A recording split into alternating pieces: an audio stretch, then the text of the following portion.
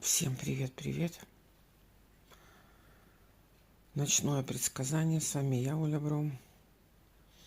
Что вас ждет? Что вас ждет?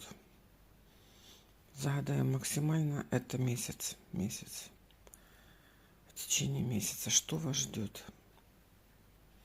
Что я хочу сказать? Что месяц будет удачным. У нас 4 десяточки. 1, 2, 3, 4. Месяц будет удачным. Кто ожидал дальнюю дорогу в ближайшее время? В ранней дороге дальняя дорога. Интерес.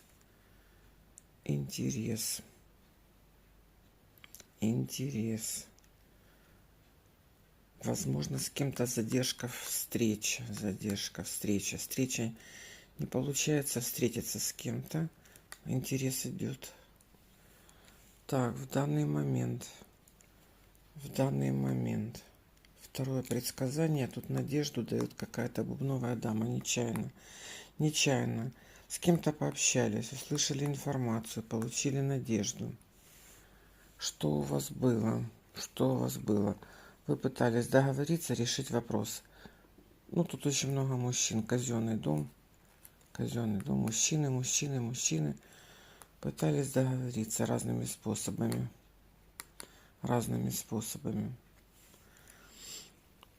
Вопрос решится.